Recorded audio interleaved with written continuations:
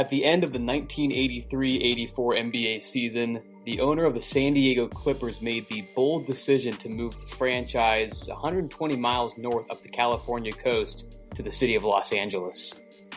While it can be argued of an attempt to share the City of Angels with the NBA's top franchise was or was not a slam dunk of a business move, there were certainly no slam dunks being made on the court. Over the next 26 years, the Clippers would produce just 4 playoff berths on just 3 500-plus seasons, as they flopped to an overall record of just 730 and 1370, a winning percentage of just 347. In an era in which the Lake Show won 8 championships, the Clip Show would finish dead last in the regular season standings 6 times. And despite often finding themselves in an advantageous draft position, the Clippers often failed, and failed miserably, selecting only 3 future All-Stars in 26 years. But fate finally changed for the NBA's most hapless franchise in 2009, when they used the number 1 overall pick to select the National College Player of the Year out of Oklahoma, Blake Griffin, but followed by the acquisition of the point guard himself, Chris Paul, just 2 years later. And over the next 6 years, the eclectic duo would lead the Clippers to 6 straight playoff appearances, and title aspirations became a regular expectation for the newly dubbed Lob City Clippers. But in the end, a blue and red banner never joined the many purple and gold banners hanging from the Staples Center. The team fell short time and time again. This is the story of how Lob City turned to Sob City, squandering championship potential in dramatic fashion. And this is Once Upon a Dribble. Welcome in, whether you're watching the podcast on YouTube, listening on your favorite podcast application, we welcome you to another episode of Once Upon a Dribble. Time to dust off the old NBA time machine. This is one where we're not going back too far back into the recent past, Josh, but we're going into a very interesting era nonetheless. That we are, yeah. We've gone back as far as basically the inception of the NBA, all the way up through the 70s, 80s, 90s. But now here we are, like you said, taking a relatively recent stop. But it's a pretty important chapter in NBA history nonetheless, because it covers a team that is in one of the biggest markets, if not the biggest market in the entire NBA. But it doesn't cover that franchise that everyone knows all too well, which is the Los Angeles Lakers. It's that nasty younger brother who lives just down the hallway, that being the woeful Los Angeles Clippers and nasty redheaded brother who lives just down the hallway. Yeah, they looked hopeful, and arguably you can say there's still a little bit of hope, depending on how this offseason progresses, whether it's the end of the Paul George, Kawhi Leonard duo, or whether they get another chance to do something. Yeah. Regardless, this is a team that is used to suffering. This is a franchise that suffering was their middle name, frankly, for about 3 decades of existence. To really get the idea of where this all came together, we go all the way back to 1970, and we go to the East Coast, across the country, to the town of Buffalo, where we have the Buffalo Braves. An original NBA team. They were not one of those ABA teams who moved over. They were actually founded as an NBA team. All right. But right off from the get-go, things were kind of bleak. 22 and 60 in year 1, 22 and 60 again in year 2. A step back to 21 and 61 in year 3.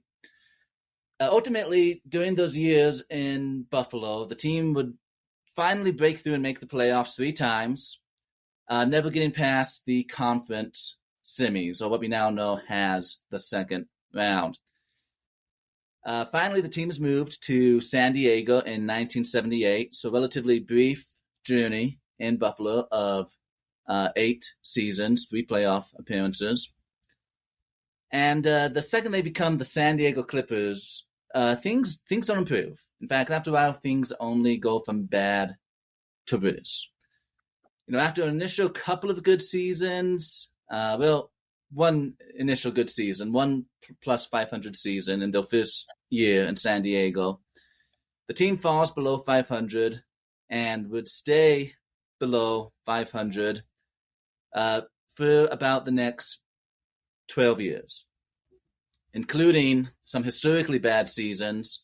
1986, 12 wins. 12 wins. 12 wins versus 70 losses. 1982, 17 wins versus 65 losses. And again, that number would be reached again in 87 with that magical 17th win. Well, along the way here, in the 80s, the team is acquired by Rod Sterling, who at the time is kind of a younger, brasher businessman. He is determined to move the team to Los Angeles, where the Lakers already reside. It happens. We see like some of these really big markets like New York City, Los Angeles, Chicago, capable of supporting 2 baseball teams. Why not 2 basketball teams? He gets rejected time and time again. Ultimately, long story short, the NBA sues the Clippers. The Clippers countersue the NBA. And right at this time, another Los Angeles-based franchise is making waves, has the Oakland Raiders are trying to become the Los Angeles Raiders, back and forth a few times. And it kind of changes the laws of how these franchise moves happen. And ultimately, the NBA is in a position where they're about to lose this lawsuit to Rod Sterling, and they grant him the ability to move the team to LA. We could go into details on that. It's an entire episode, this crazy epic of how the San Diego Clippers became the Los Angeles Clippers. But Josh, things did not get better when they made that 120-mile trek up the California coast. In fact, things are about to get really, really ugly for the next 26 years, as we mentioned in the opening. 26 years, 4 playoff appearances. Man. 3 of the 4, they were bounced in the first round. The other one, they were bounced in the second round, which was actually a really surprise playoff run in 2005, 2006. You would think that with all this ineptitude, that this team would at least have a chance to get somebody that could move the franchise in the draft. At least one. At least somewhere out there. This franchise would prove to be one of the worst drafting franchise in all of professional sports. And the very real times that they would actually draft stars, they would usually just trade them away the day of the draft. Yeah.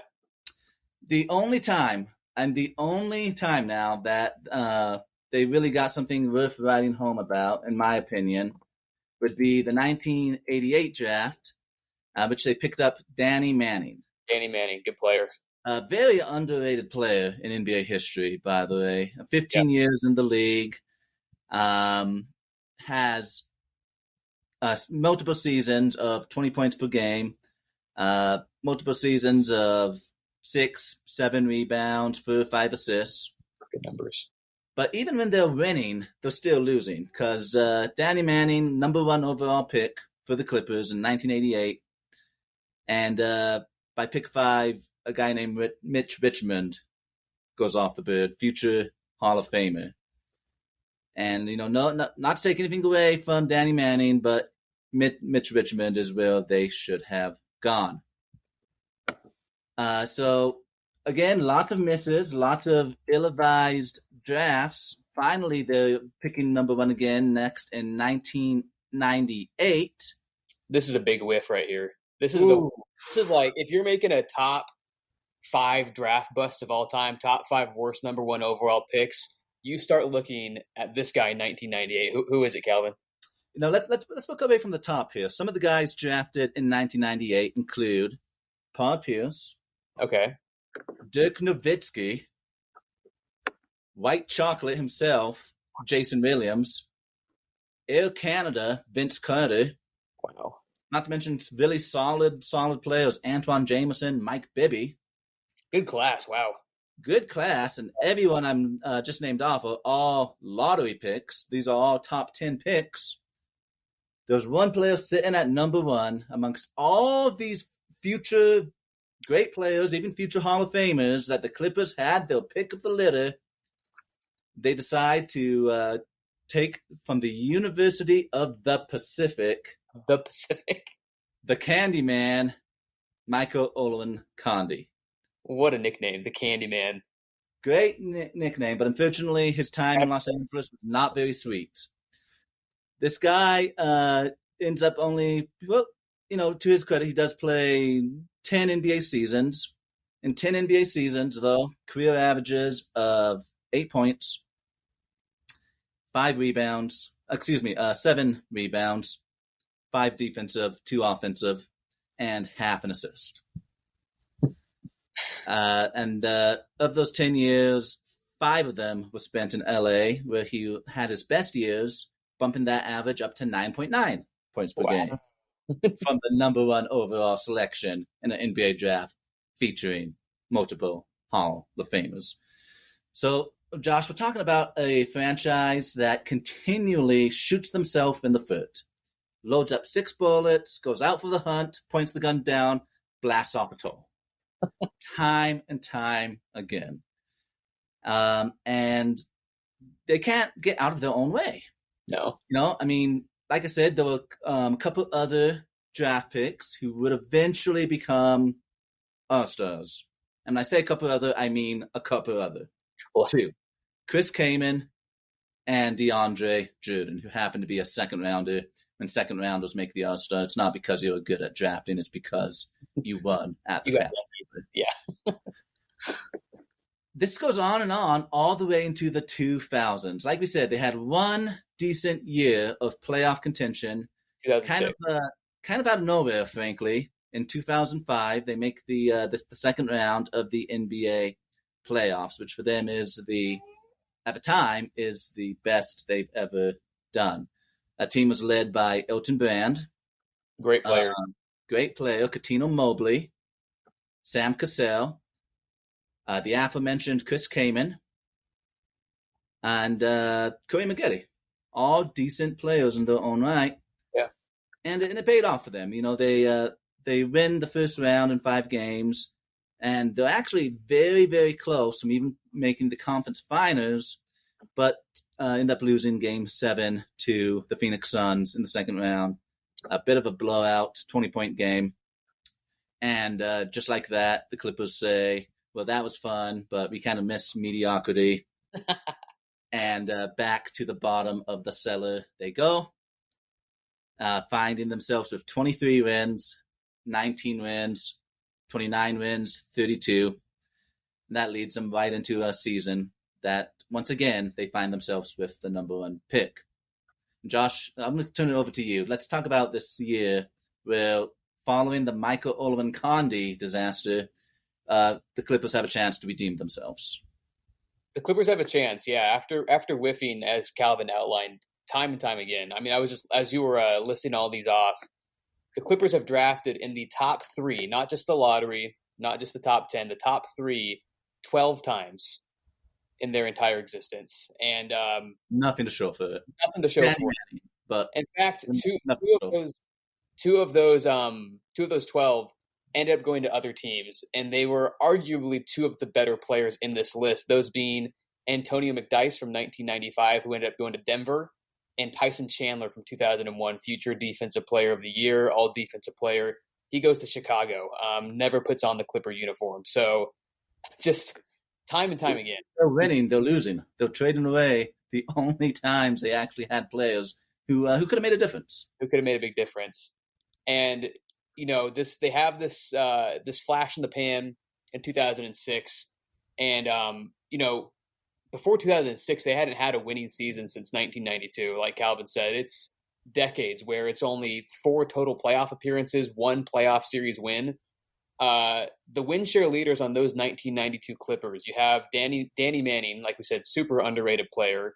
Ron Harper, who ends up becoming a future member of the second three-peat MJ Bulls.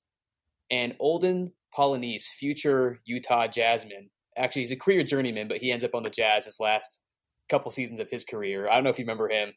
I remember Golden Olden. Golden Olden, there you go.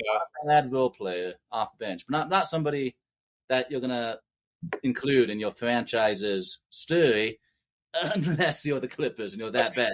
And there's Yeah. no one else to include in the story. And, another fun fact about this from the 92 team, Doc Rivers, who would be, we'll look at in a second, obviously becomes the coach of the Lob City Clips in 2013. He played for the Clippers in 1992 on that 45-win team that made the playoffs. So we're going full circle here at Once Upon a Dribble. But, the mediocrity continues. They go 19-63 in 2009. And the good news is on May 19th, 2009, the Clippers win the NBA lottery. And as we've outlined, this may seem like old news for Clip fans, considering they have been drafting high in the draft for years, and you tend to make poor selections time after time. But to make it as easy as possible on Clipper management, they're lucky that there is this franchise-altering, clear-cut, consensus number one pick, this freak of nature out of Oklahoma by the name of Blake Griffin. And Blake's this all-time prospect. Calvin, what do you remember about the talk around Blake at the time as this prospect coming out of Oklahoma? He's one of those can't miss guys. Actually, he's a sophomore in Oklahoma, which is kind of unusual amongst these sensational consensus number one picks. But he's a guy who just demoralizes opponents in college.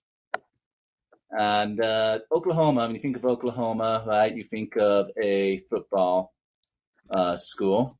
Right. Blake Griffin kind of changed the narrative there for his 2 years in Newman, ending in his sophomore year in which he averages 22.7 points, 13.5 rebounds, leads that Oklahoma team to a 30-6 record, finishing number 7th in the final AP poll. Just a sensational athlete. Incidentally, played with his older brother, Taylor Griffin. How would you like to be the older brother of the future number one pick and just completely get overshadowed by little Bo? But he was a can't miss prospect. Everyone knew that whoever's name came out of that ping pong ball machine, they knew who the prize was gonna be.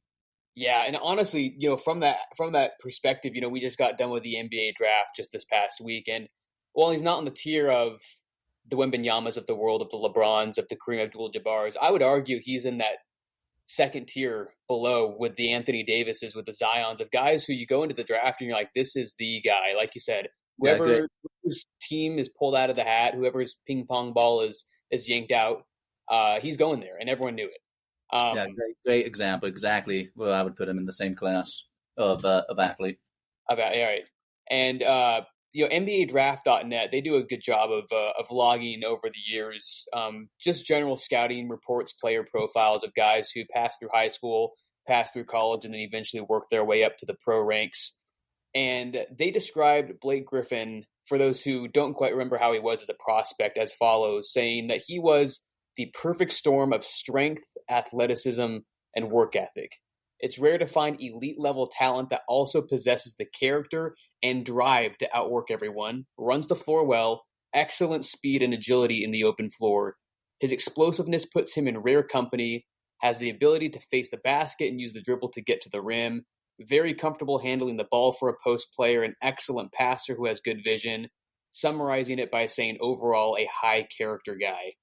And of course, no player is perfect. No prospect is perfect. The only real knock on Blake's game heading into the league was, he needs a jump shot. A lot of young guys don't have a very solid jump shot coming out of college. He'd actually eventually develop that. His defense, and then of course just the natural necessity to expand his game as you transition into the pro ranks. But like we said, regardless, the ultimate sentiment was that he would be the consensus number one pick and a future top 10 player in the league. NBADraft.net said his pro comp was Karl Malone and Antonio McDyess. That's a high level comparison. Yeah, great kid. Homeschooled until high school, went to a Christian high school, which, say what you will about those types, but you can't deny that they're usually just good kids. Yeah. And he was the prize of the draft. Absolutely. And, and it's backed up immediately. He's instantly a smash hit, not even as soon as the season, but as soon as Summer League. In Summer League, he's clearly head and shoulders above the other rookies. Calvin just listed off his college averages of 22 and 14. And I'll tell you, for a college player, those are really good averages because you're only playing 40 minutes a game. The college game is so different from the pro game. So 22 and 14 in college is just man among children. From a traditional postman, from at this point in his life, he doesn't have a J. He's going to develop it later on in his basketball career. But at this point, he doesn't even shoot from more than 10 feet away from the basket. Which is it's just incredible. His shot profile is pretty one dimensional, but because of the athleticism, because of his quickness and agility, he's attacking the basket from all different angles. And as I outlined, he's a really good passer basically from the get go. He takes home MVP honors in the summer league, but in typical Clipper fashion, he injures his kneecap in the final preseason game after a dunk. And he gets the stress fracture. It's going to delay his NBA debut by 7 weeks. He's still expected to play in what will be the 2009-2010 season. But the healing process goes a little awry. Things don't go as expected. And it comes out in January of 2010 that this stress fracture would keep him out for the entirety of his rookie season. And for someone so dependent on athleticism, there was a lot of concern. I even remember this at the time. I'm about 15 years old when this is happening. And I remember how exciting he was as a young fan of the game to hear people saying like, wow, this might be, just natural for the Clippers. They get this number one can't miss guy, all athleticism, flying high above the rim. And in first season, he already has this lower body injury that you don't know what's going to happen from there. And it does, like you say, end up delaying his rookie season. And I mean, put myself in the shoes of Clipper fans at this point. You have to be thinking, oh, here we go again. Even if he comes back, he's probably not going to be this phenom that we saw in Summer League, this future savior that we saw in the preseason. But at the same time, maybe there's still a little bit of hope. I think there had to be a little bit of hope going into the 2010-2011 season. It's a year of completely new beginnings for the Clippers. They're welcoming in a new coach, Vinny Del Negro, who himself is just less than a decade removed from his own playing career, coming off 2 seasons coaching Chicago, where both times he went 41 and 31, which is about as mid as you can get. But, replacing Mike Dunleavy Sr. as the coach, those can only go up from there. And, of course, the long-awaited debut of the anointed franchise savior, the number 1 overall pick himself. The era is finally commencing, Blake Griffin. And right out of the gates, he does not disappoint, Josh. They say some things are worth waiting for, and Blake definitely demonstrates this by just running away with the Rookie of the Year, averaging 22 and 12.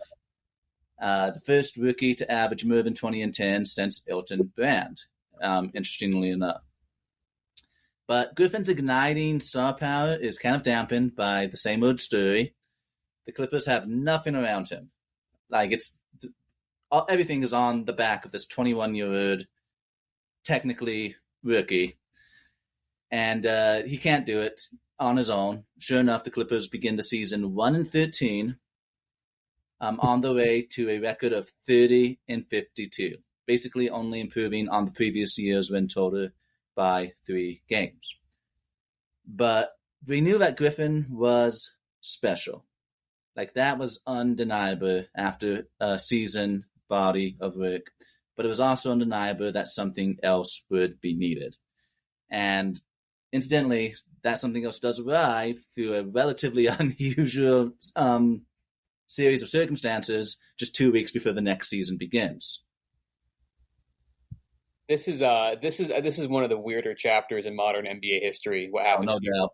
And before I talk about this, I just want to say I saw this the other night, and this blew my mind with how dominant Blake was in his rookie year. That he captured all 6 of the Western Conference Rookie of the Month honors, and he was the first time a rookie had swept the entire season of Rookie of the Month awards since Chris Paul in 05-06. I mean, just through and through.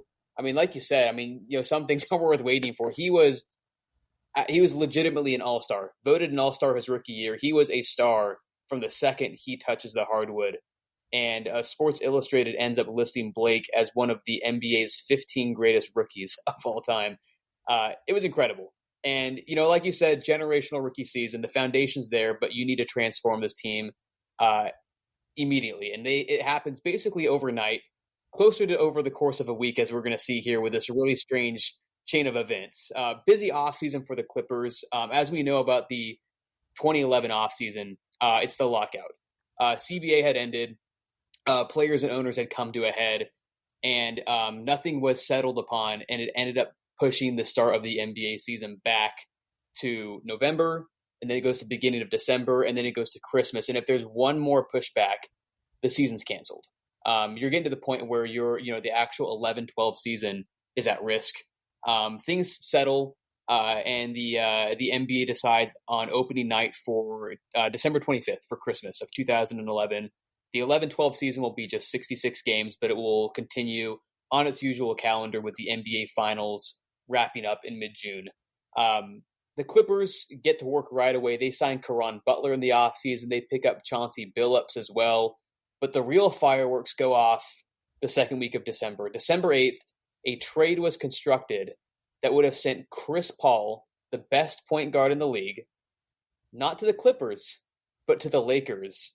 Pau Gasol to the Rockets, and three top-flight NBA players in Kevin Martin, Luis Scola, and Lamar Odom, as well as playoff-tested guard Goran Dragic to the New Orleans Hornets. What a trade. What a trade. I mean, a lot of teams pulling out. I mean, the Rockets get Pau, star, champion. Of course, the Lakers get CP.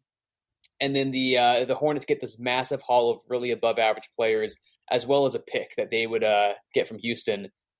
But there's one caveat. The NBA owns the Hornets at this time, and David Stern nullifies this deal, claiming that New Orleans would be better off by keeping Chris Paul. So Bad reasons, as he would famously say. Yeah, and looking back at it, it was basically they were trying to protect small market teams. They wanted to create as much parity as possible, make it as fair as possible for a team like New Orleans Hornets to still contend. As we know, the Lakers are the evil empire of the NBA. Decade in, decade out, they're always contending in one way or another. And all teams involved in this transaction, they try to lobby to the league to reverse the ruling. They try to reconstruct the deal. Nothing happens. The Lakers try unsuccessfully for 24 hours to restructure this, but they can't pull it off. They pull out of the CP3 sweepstakes and end up shipping off Lamar Odom to Dallas in a salary dump. At that point, Lamar Odom's career, sadly, if you know a lot about how his career ends, he's kind of on the way out. And I would just interject right now. Chris Paul sums it up perfectly with a single tweet after the trade is nullified. 3 letters. WOW. Wow. That's all he had to say. That's all he needed to say. Yeah. For this completely unprecedented chapter in NBA history. It's incredible. And, we all know about how outspoken Mark Cuban is, Dallas Mavericks owner. He, who voted against the NBA's new labor deal this year, actually agrees with the league's reversal, saying that it would have been hypocritical coming hours after the new CBA was ratified. He says on ESPN Dallas's 103.3, the message is we went through this lockout for a reason. Again, I'm not speaking for Stern. He's not telling me his thought process. I'm just telling you my perspective, having gone through all this, that there's a reason that we went through this lockout. And one of the reasons is to give small market teams the ability to keep their stars and the ability to compete. But what ends up happening, fast forward, fair. Yeah. It's kind of what they were aiming for here. So we fast forward a few days, December 12th. This is 4 days after the initial news breaks about Chris Paul going to the Lakers. The Hornets then agree to send Paul to the Los Angeles Clippers, but the deal breaks down after the NBA demands they add more to the original terms. So they have to go back to the drawing board once again. It's a huge mess. This is literally going out over the course of a week. No one knows what's going on. Chris Paul actually shows up to Hornets training camp at the beginning of the month, not knowing where he's going to be playing that year. Of course, if no trade happens, all of this ruckus goes through of him going through these basically nearly completed trades just to still put on the Hornets turquoise. But 2 days later, the teams finally complete the trade. Final terms, the Hornets send Paul and 2 future second-round picks to the Clippers in return for Eric Gordon, good player, Chris Kaman, former All-Star, Al-Farouq Aminu, and the Minnesota Timberwolves' unprotected first-round pick in the 2012 draft, which was then used to draft Austin Rivers. And upon the deal's completion, Chris Paul announced that he would opt into the final year of his contract and remain a Clipper for at least 2 more seasons. And this leads us into the Lob City moniker. Calvin, right here, this is where the term gets coined. What happens? How do we get Lob City as an official term in the NBA vocabulary? Yeah, so the term comes at Clippers Media Day. Mm-hmm. It's all based off of a single passing comment by Blake Griffin. When the announcement of the Chris Paul trade actually reaches the team during Media Day, Griffin, after being told the news by DeAndre Jordan, declared, "Oh yeah, it's going to be Lob City." There we go. And it sticks. Referring to the way that Griffin and DeAndre play, just high flying around the rim all day, and the point guard's passing ability to find them on the lobs. So history is being made in real time, and the name sticks. Name sticks. And what does the impact look like right away for Chris Paul and the Clippers? I mean, are we looking at basically an overnight transformation to a playoff contender? Yeah, it basically was overnight, frankly, which is surprising, considering the Clippers really did send out some really good pieces. Right. But they actually did attract a couple of good signings and a couple of other good players, including Chauncey Billups, still 35 at this point, but still able to contribute. And they enter this 66-game season. So one of a handful of times when the NBA season has been abbreviated for one reason or another. And again, last year in the 82-game season, they win 30 games. This year, they upped that with less opportunities to 40 wins, finishing 40-26, which is a pace for exactly 50 wins in a regular length season. This is, again, from a perspective of winning percentage, this is the most wins this team has managed since the 39-win Buffalo Braves of 1975. It's Bob McAdoo. Bob McAdoo himself, great deep cut for you NBA gray hairs. Gotta love Bob. Gotta love those Buffalo Braves teams. And gotta love this team and what's been coming together in Lob City. They finished second in the Pacific Division, fifth in the West. They get a series against a formidable Memphis Grizzlies team. And anyone who remembers the Memphis Grizzlies of the early 2010s just remembers just year in and year out, just a solid team. Yeah. Mike Conley, Mark Gasol, Zach Randolph, just a very, very 2004 Detroit Pistons-esque style team. Well, this is where grit and grind is coined. The grit and grind Grizzlies are born in this Grit and grind Grizzlies. 2010 to 2015 era. In a series that ultimately does go to 7 games, we're talking 5 of these games are decided by a single possession. Wow. As close to the wire as it can possibly get. The star-centric Clippers versus the team-balanced Grizzlies. Ultimately, the Clippers prevail, winning Game 7 as one of the only games that doesn't come straight down to the wire. They win it by 7. But what awaited them was the number 1 seeded San Antonio Spurs in the midst of San Antonio's dynasty era. They proceed to sweep the Clippers and kind of put an end to the Cinderella story. But the end is just the beginning. Chris Paul has 1 year left on his contract.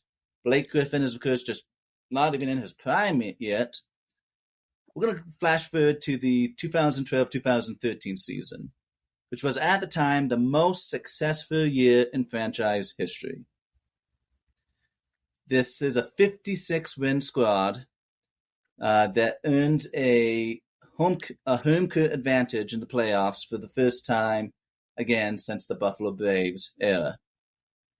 This is a team that included a 17-game win streak in the regular season, and something that Clippers fans would probably say was the biggest achievement. They sweep the regular season matchup against the Lakers. So things are looking brighter than ever after a dominant Game 1 win over those same Memphis Grizzlies from a year ago. Despite, notably, that Blake Griffin is held to just 10 points and 5 rebounds in this game, the Clippers come away with a massive win.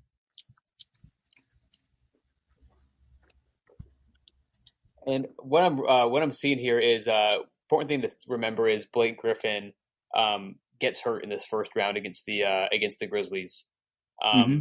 a team that they've seen a few times now, but he's severely limited. He only starts in 5 of the 6 games, and if you look at his averages versus the Clippers in this playoff round, they just fall off a cliff.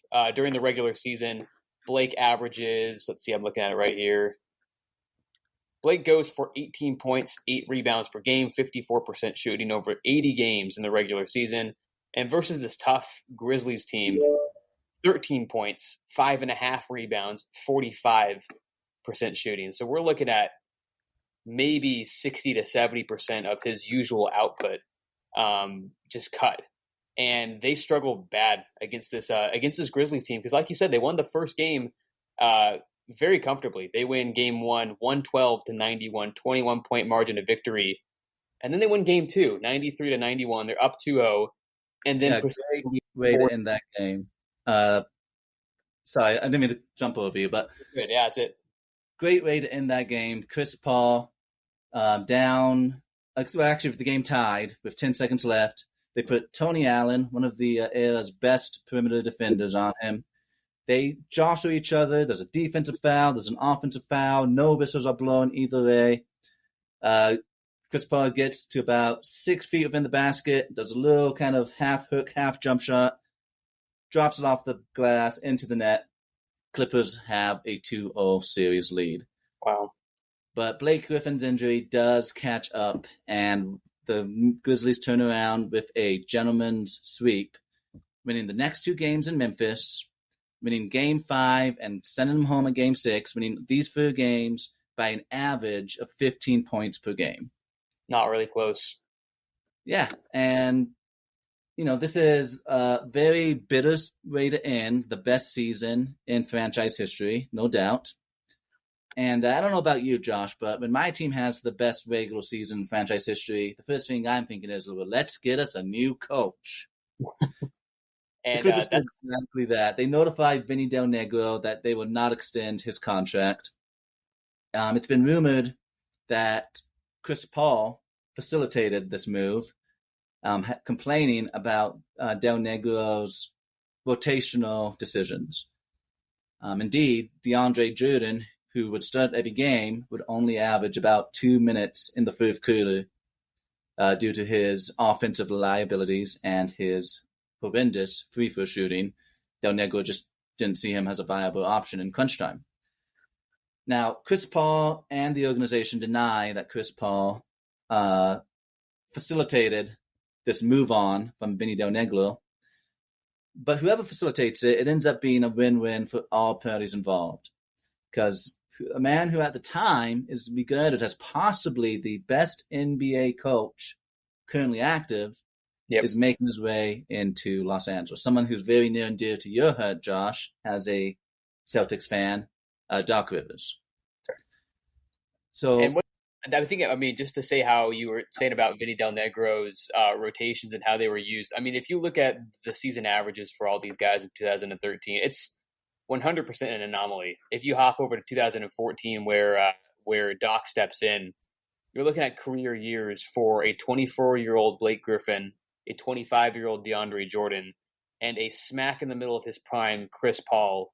19 points, 11 assists for Chris, 10 points, 14 rebounds for DeAndre Jordan, and then 24 and 10 for Blake Griffin.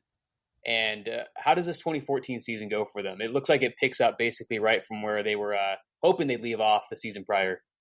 Well, frankly, it does all that and more. It is a sensational season by any measure.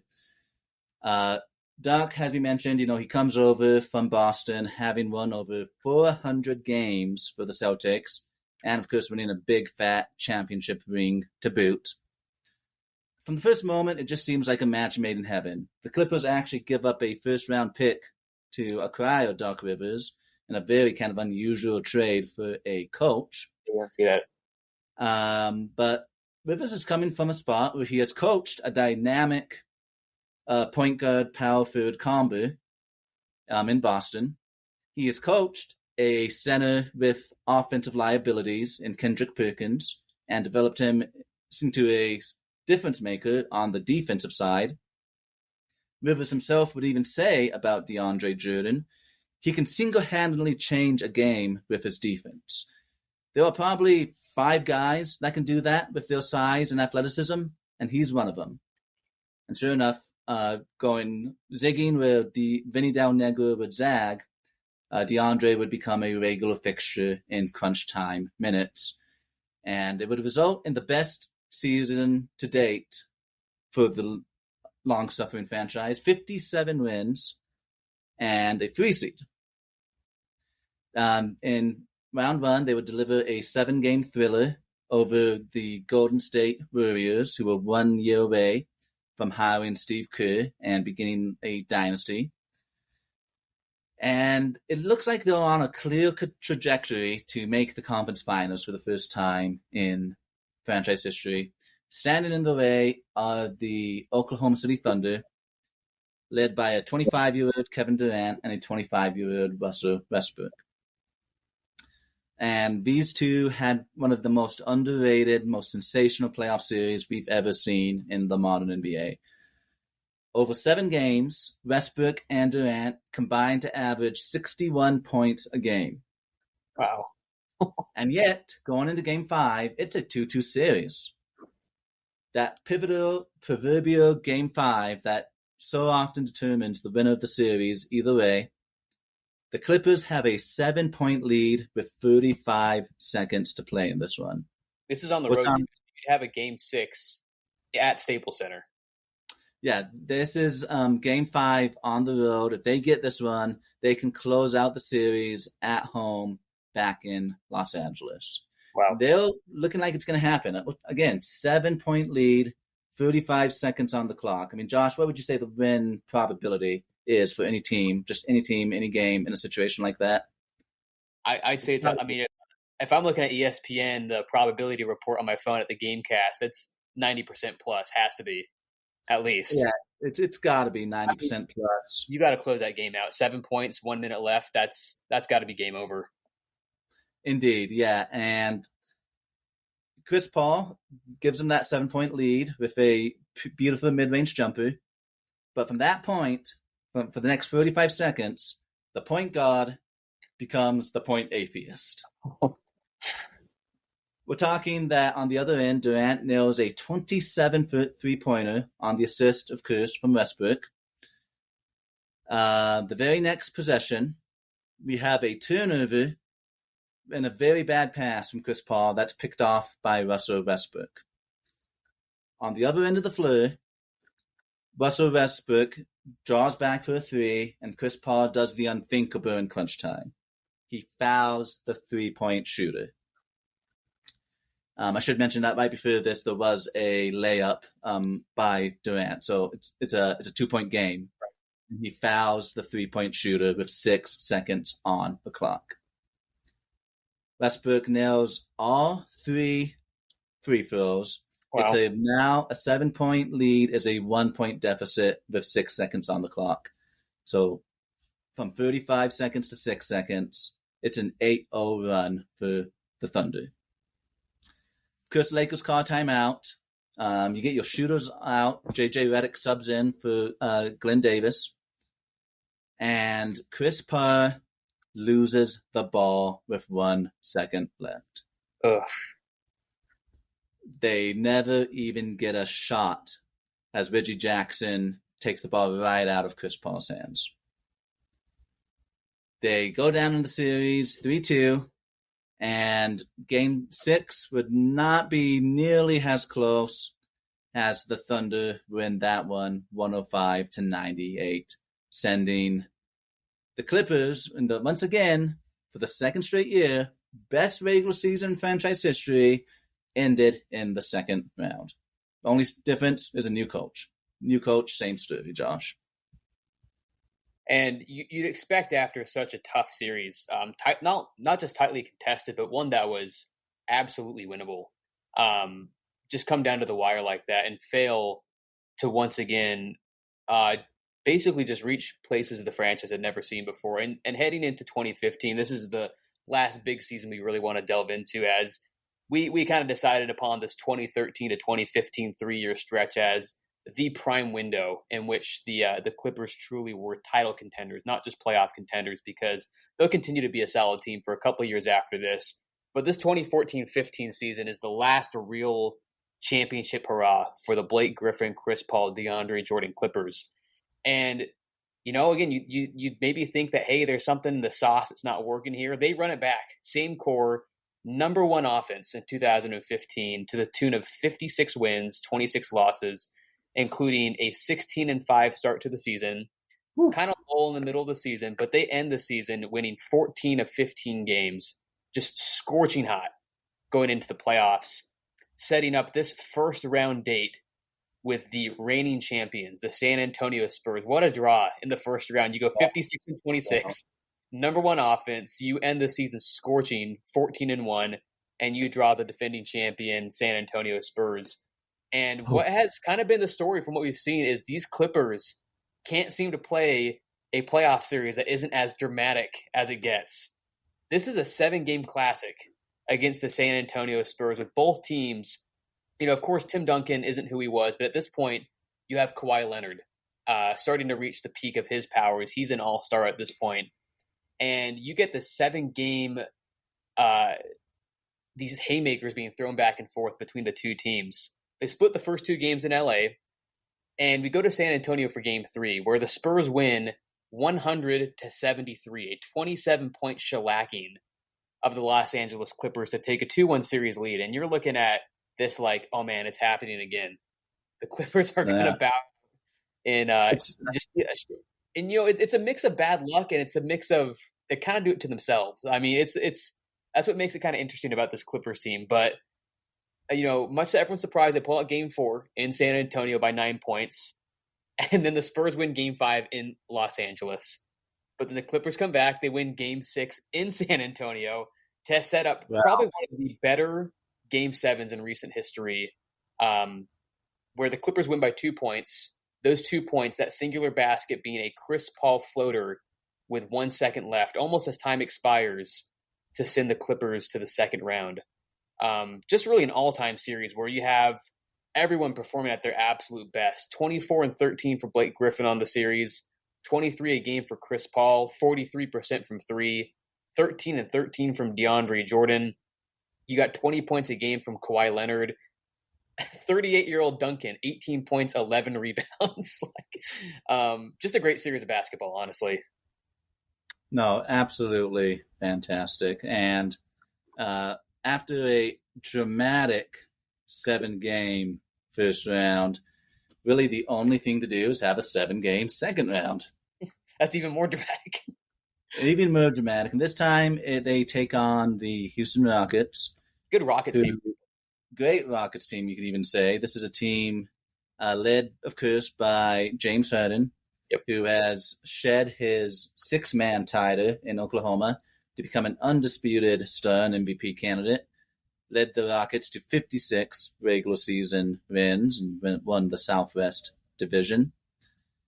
The Clippers get the best of them in Game 1. In fact, it's actually a pretty convincing victory, 117-101 in Houston. The Rockets come back with a equally impressive Game 2 victory, 105-109. The Clippers get up 3-1, the dreaded 3-1 that nobody wants to blow, with back-to-back 25 and 32-point wins. Wow. At this point, it's finally time. The Clippers are finally going to break through. The Buffalo Braves, San Diego Clippers, Los Angeles Clippers, for the first time in franchise history, are going to make that conference finals. Blake Griffin, James Harden and the Rockets have other ideas. They sweep the next 3 games, 123 to 103, 119 to 107, and 113 to 100. So despite the fact that for the series, Blake Griffin probably has his best playoff series as a pro, at least statistically speaking, 26-9 to go along with 12.3. Chris Paul is right behind him with 21.2 to go along with 10 even. A series that by all statistical measurements, the Clippers should have won in 5 or 6 games. Once again, it's a second round exit for Lob City. And I got to tell the story a little bit of this Game 6, which is an absolute heartbreaker for Los Angeles. This is the game where it should have ended. Calvin said should have ended in 5 or 6, and it absolutely should have. If you go back to Game 6, Rockets are down 3-1.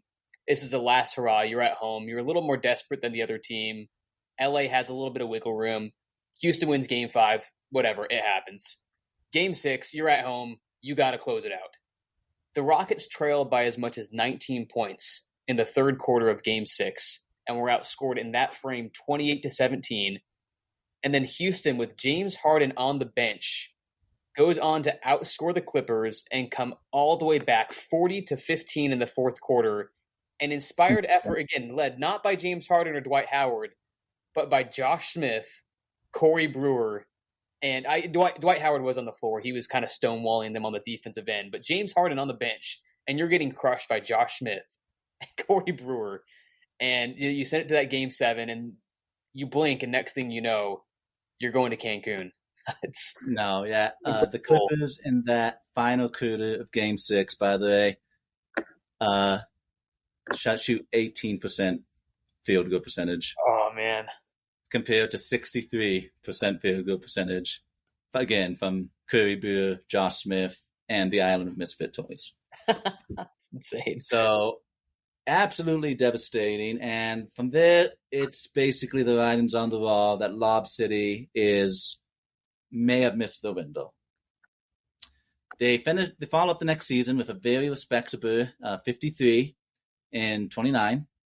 Good enough for again, home court advantage as the number 4 seed in the first round. The Blazers, who they've yet to tangle with in the playoffs throughout this entire era, come to town. And the Blazers proceed to do exactly what the Grizzlies did at the beginning of the Lob City era. After falling down 0-2, they do a gentleman's sweep to send the Clippers home in 6 games. And this is another series where Blake Griffin and Chris Paul struggle with injuries. Chris Paul played in 4 of 6 games. Blake Griffin played in 4 of 6 games. Yeah, they're beginning to age. Things are beginning to slowly, ever so slowly, beginning to show that maybe the window has closed. The next season, they take a step back in the regular season, but still very, very good at 51 wins. Chris Paul at this point is 31 years old, over the proverbial 30-year hump, which a lot of players begin to regress. They land a first-round series against the Utah Jazz, who are in the playoffs with Gordon Hayward and Rudy Gobert. It's the first time this team has made the playoffs in 6 years, I believe. That sounds right. And the Clippers are heavily, heavily favored in the series. Make no mistake about it. Most people are expecting the Clippers to take care of business in 5 or 6 games tops. And it only gets worse when Rudy Gobert gets injured in Game 1 within the first 10 minutes of the game.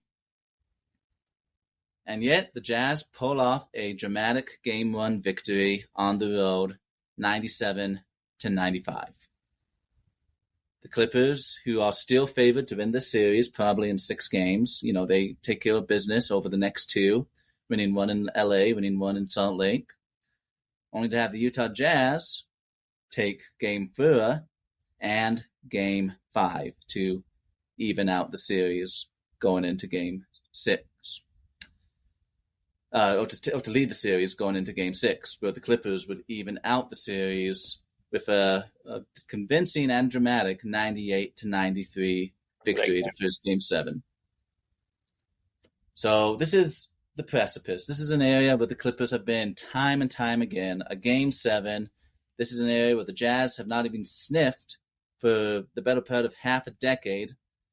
And what results is actually a fairly dominant Utah Jazz victory in Los Angeles, winning that game by 15 points.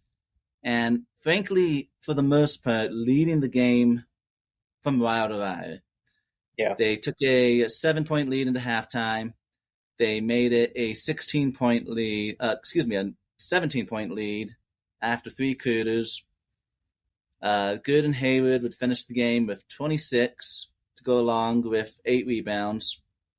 Rudy Gobert, who made his way slowly back into the lineup, contributed just 6 points and 5 rebounds.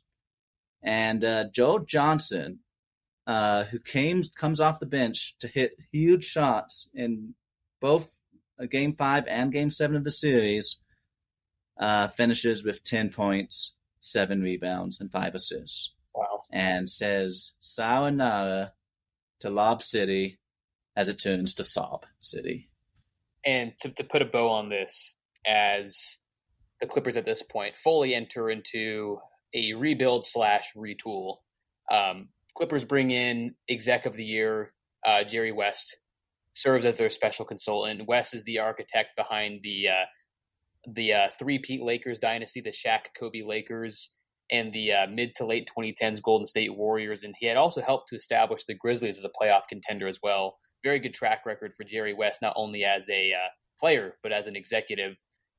June 28th, 2017, this is about 3 or 4 weeks after the finals have wrapped up between the Cavaliers and the Warriors, and Chris Paul, in the first splash of the offseason, is sent to the Houston Rockets in a sign-and-trade in exchange for Lou Williams, Patrick Beverley, Montrezl Harrell, Sam Decker, Darun Hilliard, DeAndre Liggins, Kyle Whitlier, a future first-round pick, and cash considerations. Massive, massive trade. Obviously, that works out for the Rockets for a couple of years. Not the purpose of this episode to dive into that. But Chris Paul goes to Houston. The team retains Blake Griffin for a little bit of that year, but due to injuries to both Blake Griffin and Danilo Gallinari, who they also acquired that offseason, and no real depth on the roster, they decide to trade Blake to the Detroit Pistons at the 2018 trade deadline in exchange for Tobias Harris, Avery Bradley, Boban Marjanovic, and a protected first-round pick in 2018. Blake goes on to have a pretty good season and a half in Detroit. They make the playoffs once. He's third-team All-NBA, adds a three-point shot to his arsenal. But just like that, Lob City's over in Los Angeles. Yeah, one of those teams that had so many opportunities.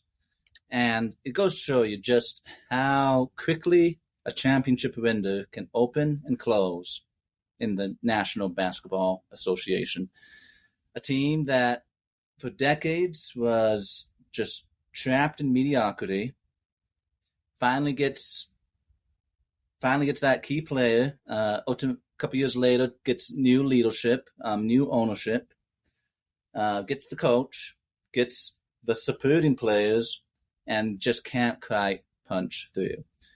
So it goes to show you just how difficult it really is to win a championship, and just goes to show you that those opportunities are fleeting. They're few and far between. Got to capitalize on that window. And, you know, as we looked at here, winning a championship is not just taking care of business on your end, but you got to have some luck. And for the Clippers, there's a little bit of both. There were multiple instances where they didn't take care of business. There are some great moments in this era. Not only did they have some regular season success, but they came out on top in some really, really dramatic series. But they didn't take care of business sometimes, and at other times they had some bad injury luck. And that's the way the cookie crumbled for these Los Angeles Clippers. And here we are today in 2023, and the franchise is at a very similar crossroads with another star duo in Kawhi Leonard and Paul George. Something that I know a lot of people will be keeping an eye on for this franchise that's still longing for that finals appearance. They would make the conference finals in 2021, but they still haven't broken through to the big dance quite yet. So we appreciate you guys hopping along with us on this journey in the NBA time machine. We didn't go back too far today, but it was still NBA history nonetheless. I love looking at this era. This era is super nostalgic for me just because at this time I'm going through high school. I'm falling in love with the game. This 2008 to 2015 era is one of my favorites to look at because, Blake Griffin, Chris Paul, some of my favorite players growing up. This Clippers team was really fun, and it was good to look at. No, it is definitely fun. And, for us, a couple of guys who, I don't know, are we millennials technically? Right. Young millennials. There you go. Well, young millennials, so this is a era of NBA basketball that is very near and dear to our hearts. But wherever we take the NBA time machine, we appreciate you riding along. However you're listening, wherever you're listening, if you could give us a like, give us a 5-star review, whatever it is your podcast platform enables you to do. It helps us with the algorithm. It helps the show grow. It helps us continue to bring you content like this. So for Once Upon a Dribble, Josh Medeiros, I am Calvin Johnson. We'll catch you on the next one.